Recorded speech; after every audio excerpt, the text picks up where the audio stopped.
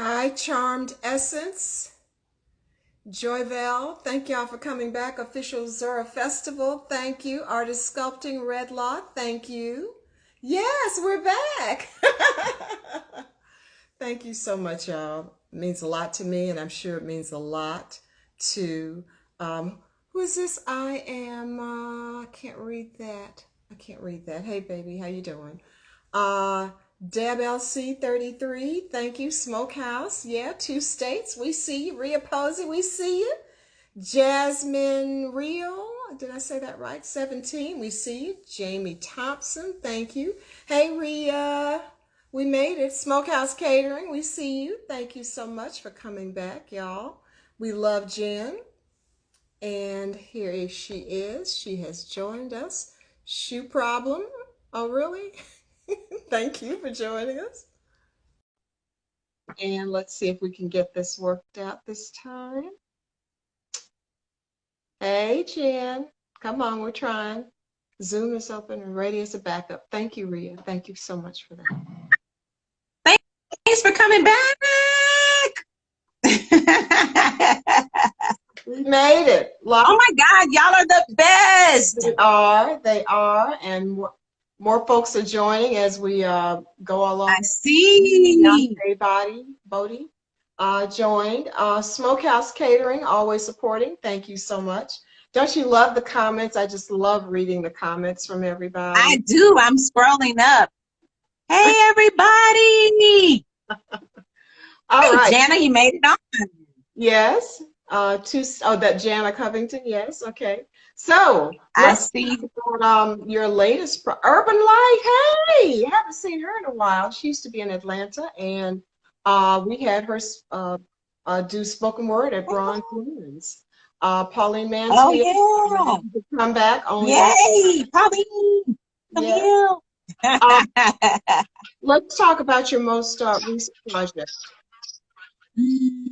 Yes. So Genius. First of all, let me back up and say that I get asked to work on the best. I'm a big history fan. Like, I love history. And between American Soul, Henrietta Lacks, and Bobby Brown, like old pop culture and history, but now to be a part of Country. Yes. Lovecraft Country had a lot of history in it. And I'm crazy about history. I'm crazy about it.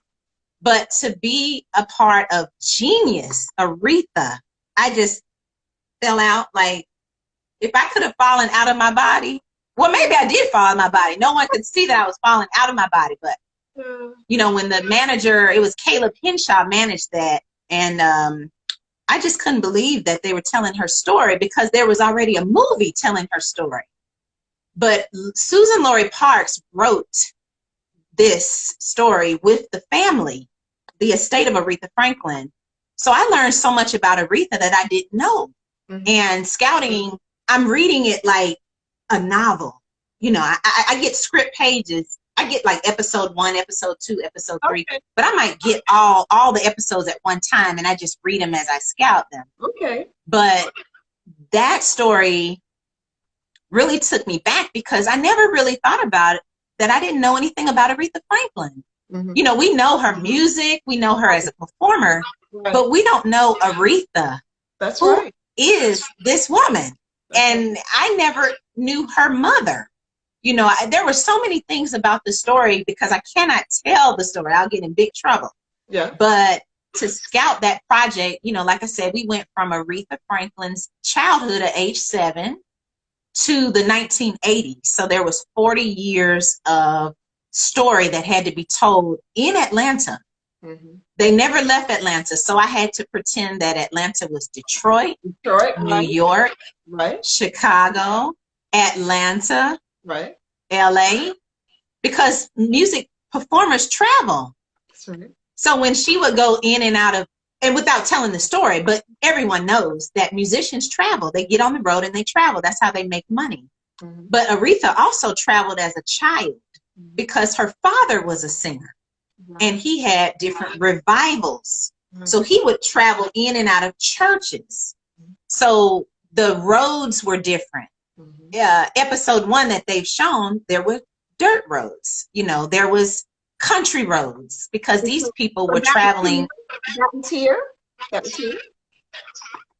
That was in the metro. Now, mind you, now the more further you go out, you're going to have more rural, long, uninterrupted roads. Mm-hmm. So that was not in Atlanta, but that was in the, 45-minute radius. Gotcha. 35-minute radius. Yeah, that was all here. All of that was scouted in Atlanta metro, 40-mile-ish, 50-mile max,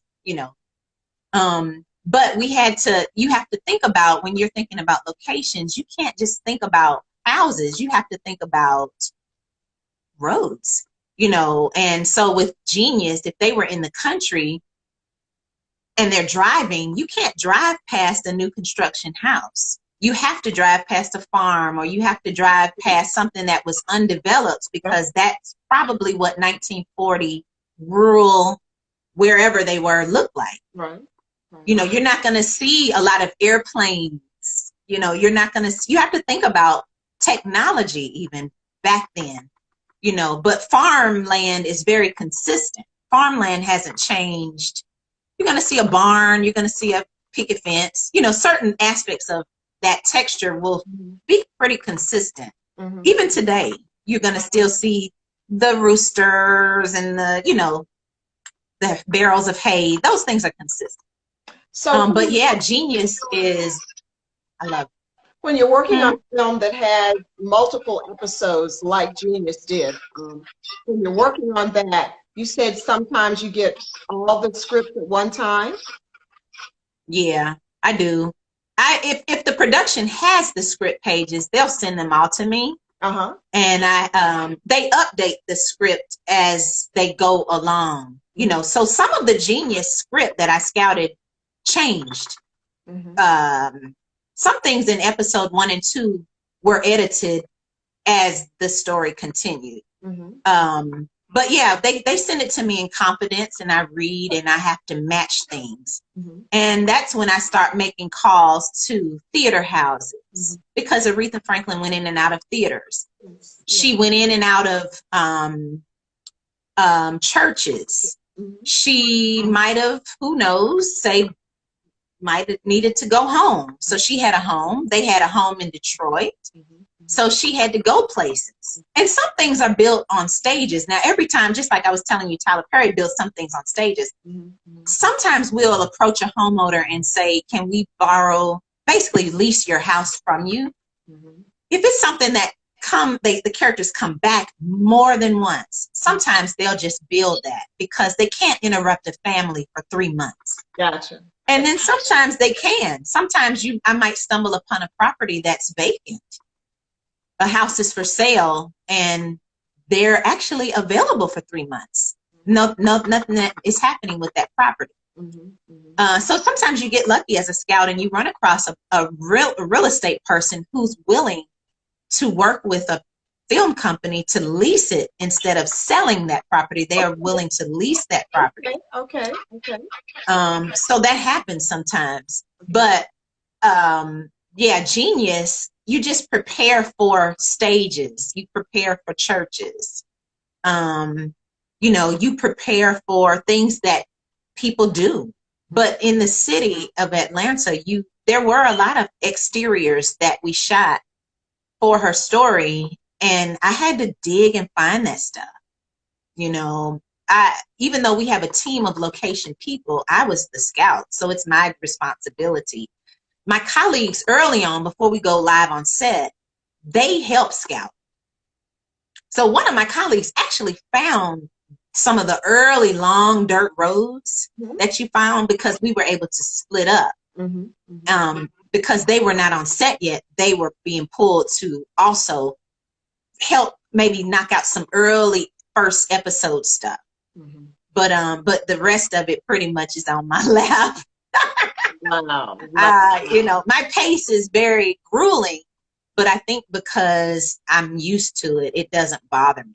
I've had people to say, how in the heck can you scout a whole series, and I'm like, well, sometimes it's a team effort, but I really think I'm just used to it. The Okay. pace. Okay. Television is fast. It's very fast. Yes, yes, yes. So I want to open up. You've also, let me just mention some of the things that you've worked on, although we may not talk about them all. So you've also worked on P Valley. You did one episode, location scout for that. P Valley. I Location found the pink. assistant location scout for What Men Want. Location Nobody's Fool that we just talked about. Location scout Superfly. Yeah, so I scouted the one scene I was really responsible for was that gunshot, that scene where they were shooting out of the cars. If you remember that, but they had this car chase. Okay. And it was good. But Tyler Perry, his golf, I don't know if people know this, but Fort McPherson had a huge golf course on it. And that was the golf course. Yes. Yes. And that was the golf course. A lot of his exteriors that I've seen are on Fort McPherson. I know a ton of them are, because there are things that I recognize and things that I remember from being in that space. It may look like it's another city or town, but it's all right. I mean, he's got it made. Yeah. He's got it together. Yes, yes. I see a question in the chat that I'm definitely gonna answer. What has been the most challenging location? I hold that in my head because I'm gonna tell you what that is. But yeah, finish your thought. Well, that was it. I just kind of wanted to just name some of these other things that you've worked on, because you've done so much work, and people just may not recognize the depth of your body of work when you are watching these various movies and television shows that Jen has scouted. Everything from Sleepy Hollow back in 2015-16, Dirty Grandpa, y'all remember that? We talked about Billy Mary Jane. Dirty Grandpa was interesting. Quantum Break. I'm gonna tell you about Dirty Grandpa. We had to scout Dirty Grandpa in the winter, and my instruction was find locations with green trees on every location that I scouted. Really? In the winter? Okay. I scouted Dirty Grandpa in December. And that movie took place in the summertime. Yeah. But yeah, I scouted Dirty Grandpa in December. Yes. And I thought, really? But there are evergreens here. Yes. So magnolia trees are still green, and you know, and then sometimes they'll put leaves on trees. But that was interesting. Yes. Yes, yes, yes. See, I love that. I love all that behind the scenes detail. Game night, assistant location manager, location scout, Den of Thieves. Then 12 episodes of Atlanta, 2016 to 2018, and then 11 episodes, 2018. Man, you've done such a lot, Jen. I mean, you've been doing a lot. You've been doing it. Oh my God. I've been working nonstop for almost 11 years. For the first, actually, I wound out of doing PR work 2010, 2011, 2012. I was kind of moonlight scouting. Yes. I would work PR for 3 months, and then I would scout for 6 months. And I would, I did that for 2 or 3 years. I would take PR projects, and then I would not take PR projects because I want to just work on films for like 3 straight months. And then I would take another client, and I would not. But yeah, I've been so fortunate. I've worked almost consistently for 11 years. Wow. Like even during the pandemic, I didn't stop working last year. What a blessing. We all stopped working Friday, March 13th. It was Friday the 13th was all of our last days. But I started working again. I probably was working again by April, or maybe late April, May. Awesome. I was hired for the Puppy Bowl, which is the Puppy Bowl, at Super Bowl. Yeah. That was going to be here. They were going to film that here. I scouted Puppy Bowl for the Animal Planet right after the pandemic stopped, kicked us off. Wow. So I worked the whole year last year. God is good. That's awesome. But I'm happy for you. but yeah, even Dear Evan Hansen is gonna happen here. Hmm. Um, but yeah, I cannot tell you how much fun I've had with this. But the one thing I don't think a lot of people know about me is I went to Bennett College. Let's put that out there. Bennett College in Greensboro, North Carolina, HBCU. Hmm. I love Bennett. I learned broadcast journalism at Bennett. Hmm. But before I went to Bennett, I had fallen in love with architecture. I was one of the best drafters in my class in high school. Wow. And the drafting teacher liked me so much, he carved a nameplate for me out of wood and told me that this was for my desk. Like he knew that I was going to become an architect. I was that good at it. Wow. And I chose Bennett College 100% off of emotion. I did not at the time realize that four of my cousins had gone to Bennett. I didn't even know the backstory. Mm-hmm. I went to Bennett because I loved it. Mm-hmm. Mm-hmm. But I also went to Bennett because it was across the street from North Carolina A&T State University, and they had an architecture program. Wow. And I went to Bennett because I fell in love with Bennett, and I knew I wanted to be a broadcast journalist. But if I didn't like broadcasting, I was going to take classes at A&T. I was just going to go across the street. Because Bennett, A&T, University of North Carolina, Greensboro, Mm-hmm. and another college, Guilford College, had a consortium where we could hop around and take classes at each other's school. Yes. Like so I figured, right. So I figured, well, I'll go to Bennett, but my backup will be North Carolina A&T, and I'll take architecture classes there because I love architecture equally. Mm-hmm.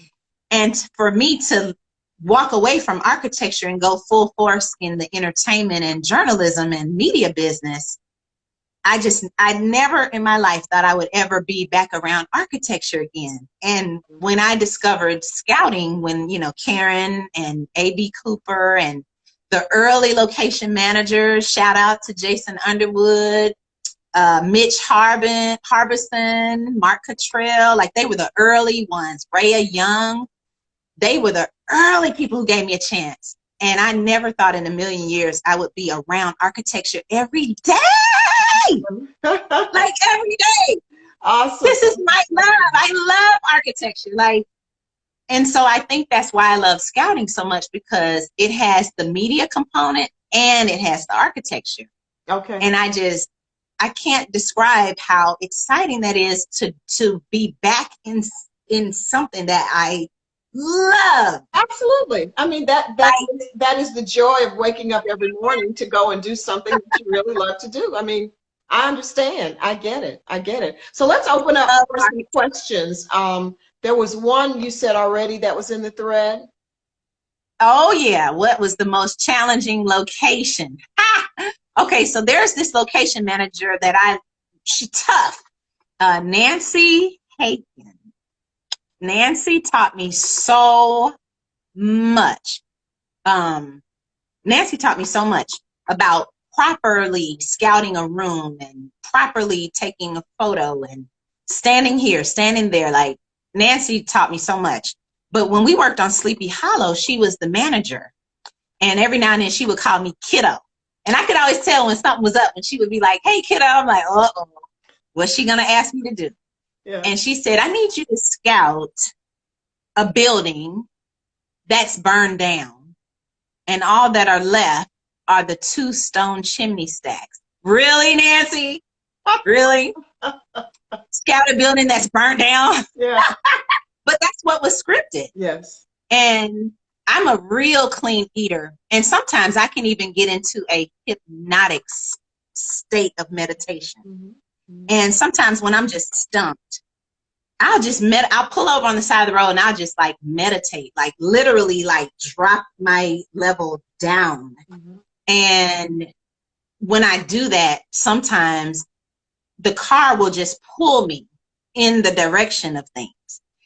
And so I said, well, okay, she said stone chimney stacks. So the researcher that I am, I learned that the word Lithonia is the city of stone. Did you know that? Lithonia means stone. I didn't know that. No. I didn't know that either, but scouting, someone told me that Lithonia means stone. Mm-hmm. So I thought, well, stone chimney stacks. Let me go where the stone is. So I said, well, let me just go to Lithonia. Maybe I'll start there. And I was just driven around. Now, mind you, Sleepy Hollow took place in the 1800s. So I have to think of old things. So I thought, well, I'm going to use the trees as my guide, because the older a tree is, the wider it is, the fatter it is. I can tell if an old tree is on the road. I'm in an old neighborhood. So I just started driving toward these old trees. You know, I don't have any reference point. I researched, had a tornado ever blown through Lithonia, maybe knocked down some houses, maybe the chimney stack is still left. So anyway, I decided I'm just going to meditate it out. So I got in the car and it just started driving, and I got to the end of the street and I could only go left or right. And this energy just came over me to say, make a right. Like, okay, whoever you are, I don't know whose voice that is. So I turned right. And then I got to the end of the next street and it said, make a left. Oh, okay. Turn left. I'm listening. Whoever this is telling me. So I get to the end of the street and it's just nothing but, you know, government housing. And I thought, I'm out of here, man. You know. And so I ended up turning the car around. And when I turned the car around, I could see these stone chimney stacks up ahead of me. And I thought, what? Whoa. So I hopped out of the car and I thought, you got to be kidding me. And there is in the woods, this looked like a stone chimney stack. And so I saw this man. I said, hey, what is that? And the guy said, oh, that's some old building that burned down. I said, oh my God. Oh my God. So I said, you got to be kidding me. So I ran up to the woods and lo and behold, it's a chimney stack. And she said, find 2 chimney stacks. So I peered through the woods and lo and behold, there's a second chimney stack in the woods. 2 stone chimney stacks. Wow. And I was like, you got to be kidding me. So I called the city of Lithonia. I said, listen, I'm at this property. There's no address. It burned down. What was this? And the guy said, oh, that was an old school, burned down. All that's left are the 2 chimney stacks. Wow. And he said, you're the first person to ever ask us about that old structure. We were, you know, it's just sitting still and no one's ever asked me about that. And I said, well, you won't believe this, but I was sent to scout today for a building that had burned down with the only things left were 2 stone chimney stacks. And the guy said, you got to be kidding me. And I said, I can't believe this. But that kind of stuff happens to me all the time. And I've scouted even cabins on Sleepy Hollow. I was asked to find a cabin with a hallway. And, you know, cabins don't have hallways. But here I go again. Yeah. Pull over to the side of the road. I don't think people think that meditating is a skill that you need for for being a location scout, because you certainly have used that. That is awesome. Well, I found right up the road from where I pulled off on the side of the road was a chimney with a hallway in it. And it was authentic. They had brought it over from Tennessee. Wow. I mean, seriously, how in the world? So some things I cannot explain. Like, it's definitely bigger than me. Yes. But I have used meditation as a tool sometimes. I am stuck. Whatever it takes.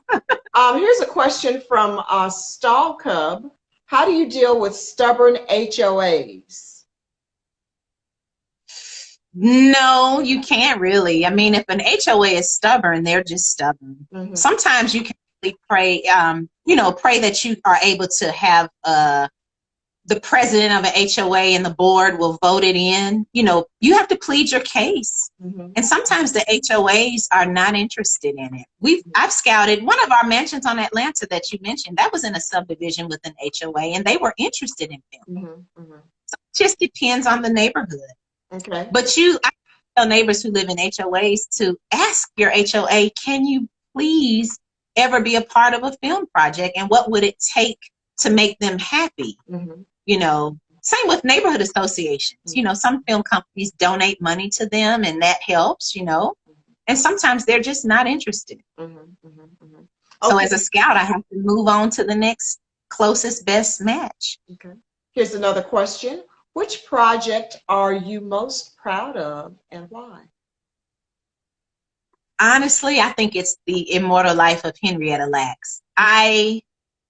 Not only did I meet Oprah Winfrey, okay, let's put that out there. Like Oprah at one point was on my back, like literally on my shoulder. Yes, yes. And I just thought, my shoulder is not worthy. You know, like she would stand next to me often on the show. And I just thought, oh my gosh, am I going to fan out right now? Because Oprah's on me, like on me. Mm-hmm, mm-hmm. But, you know, no pictures. I have no proof of it, you know. But that project made me so proud because Henrietta Lacks, I never had heard of her. And for those of you who don't know HeLa, we were taught about HeLa cells in high school. Mm-hmm, mm-hmm. Never did they ever say, by the way, right. HeLa is short for Henrietta Lacks. And Henrietta Lacks is a Black woman, right, whose lives have been saved, right. HIV, right. vitro fertilization, cancer, polio, you name it. This woman's cells have never stopped growing. Yes. Like, that's God. You know, there's no logical explanation for that. Yeah. So when I was scouting for The Immortal Life of Henrietta Lacks, I was not only able to scout, I was able to educate people about Henrietta Lacks. Yes. And I shared that story with so many people. Like it was just unbelievable for me to share that. This person was real, but she was just kind of left out of the history books.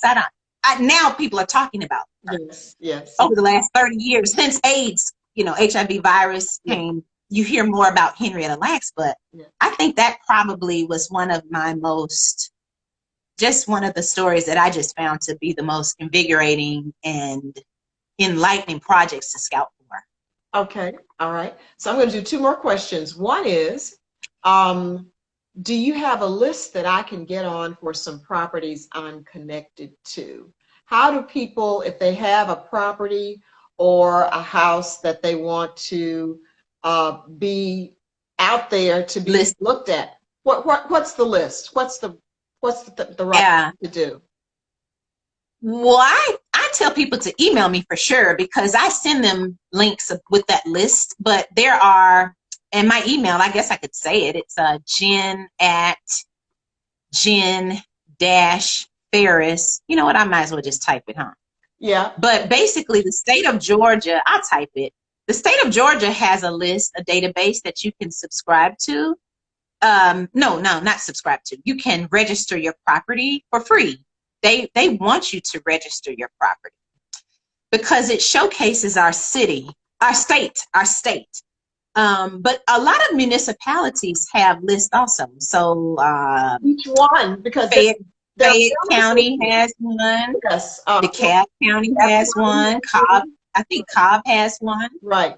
A lot of municipalities in the city, in the metro, have databases. Fulton County doesn't keep a home database, but they keep a database, you know, of their properties. But yeah, state of Georgia is definitely one of the biggest ones, and it costs nothing. And if you email me, I can definitely I even send neighbors photographs of examples of how to photograph your house, because you can photograph it with your cell phone. And I give them tips on how to make the pictures look nice, and, you know, and so if you email me, that's one. But if you just Google, for state of Georgia anyway, submit your property as a film location, it'll pop up. And there's a database and you can register. But state of Georgia gives you some rules, you know, they keep it in confidence. They don't show your address unless you offer your address. Like they're very good about keeping your property secure, but I always kind of give people suggestions on how to photograph it in a secure way. And you don't have to submit but a handful of photos, 10 photos. It gives a scout an ability to kind of get a snapshot. Okay, so I have one more question here that I'm going to try to give. What advice would you give to someone that is interested in pursuing a career as a location scout? And what are the pros, and it's 2 questions, but 1 person, what are the pros and cons of doing this type of work? I mean, you certainly talked about the pros of it, and you wake up ready to go, but what are the cons of doing the work that you're doing? Well, I would say first and not last for sure, research organizations. That I'm a member of the Location Managers Guild International, and surround yourself with people who are location professionals. Location Managers Guild are professional location people, but their website, if you just want to read about location managers, it's locationmanagers.org, and they're location professionals all over the world who do what I do, and we're members together, and we all have the same experiences together, and but they just do it in other countries and other parts of the United States. But so that's a great place to read about, you know. I would say join, you know, once you get your feet wet, join organizations in Atlanta. If you're in Atlanta, I don't know where you are, but, you know, join film related organizations, attend BronzeLens Film Festival, attend the different festivals. Yes, BronzeLens. You know, BronzeLens Film Festival has panels and workshops and educational opportunities where you can learn about filmmaking and location scouting and producing and whatever it is. So learn about that. But also the pros and cons, I would say a pro is you meet the most amazing people. I meet the most incredible neighbors every day. The pro is I get to travel every day, even though it's just inside of the metro, or, you know, I love traveling. So that's my version of traveling every day. I love exploration, so I explore new places every day. But the con, I would say, you have to be on all the time. I'm constantly selling an idea. I tell people who are scouts, you should eat well. You should sleep well. You know, I eat green. I'm a green, healthy eater because my energy has to be on 5,000 every day. You know, when I talk to a neighbor, they don't know that I'm exhausted. You know, my energy is always like this, and it's because of the way I eat. And I recommend that. So I would say, if you don't like talking to strangers, don't do it. If you don't like being on all the time, don't do it. If you don't have a kind spirit, don't do it, because you're going to run across all varieties of people with all kind of personalities. And you have to be a great negotiator. You have to be a great communicator. And you have to understand logistics. So if you're not an organized person, don't do it. Don't get into locations if you're not detail oriented. Because we're the nucleus. Like I said, location professionals are the core of anything that is away from a stage. We're responsible for the before, during, and the after. And that is 100%. Location professionals are gods, okay? Because they are able to pull off. Just say that. Go ahead. 5 weddings a week. Can you imagine? Like, I related it to being a wedding planner. Location professionals are pulling off 5 weddings 5 days a week for months, you know, only with weekends in between. You know, I might work on a show for 9 months. So I'm scouting 5 days a week for 9 months with the same energy, the same tempo, the same grind, the same personality. Like, that's hard. But I don't think there are any cons if you love it. It's all pros to me. And clearly you love it, and we love you. I mean, just the testimonies that are here. It's what somebody said, say it with your chest. Yeah, that's what you do. Tommy Brown says, say it with your chest. That's exactly Tommy Brown. Yes. Well, listen, I know we could stay here a good while longer, but I try to keep my second half not as long as my first half, because I'm putting both of them up on YouTube and on our BronzeLens page, IGTV as well. And so I encourage y'all to, if you missed any part of the conversation, to go back, and they'll both be posted within the next couple of hours or so that you can learn about it. I want to thank you, Jen, but before you go, I just want to make a couple of announcements, and I want you to stay around. So coming up within the next couple of weeks, I've got someone from Array who's going to talk about this whole new network that Array has put together. As many of you know, Array was created by Ava DuVernay. It started off as a firm, as a film releasing network, a film distribution network, but now Array is so diverse and it's doing so many other things. And one of the things that they have created is a database of all people of color and women in particular that are in below the line jobs, so that no one can say we cannot find qualified people to be on our productions. And I'm so proud of what Array has done. So that's going to be my next BronzeLens Live. I'm waiting for confirmation. I think it's going to be on the 30th, but I want y'all to make sure that you tune in for that and learn about Array Cast, I think it's what it's called, because it's just fascinating, the depth of work that had to go in to find all these people, to create this database, so that no one can ever say, I can't find qualified people to work on my production, qualified people of color or qualified women. So we want to be proactive about that and give them a shout out, because I just think that's so fantastic. The other thing I want to share with you is that BronzeLens is going to be virtual again this year. We weren't sure when we were trying to do our planning of when the vaccine's going to hit or not hit. But just to be safe, just in case you don't want to be sitting in a theater next to some people, we're going to hold BronzeLens as a virtual festival, but we are going to have more workshops and classes, and we will have more films. Our dates are August 17th through 22nd.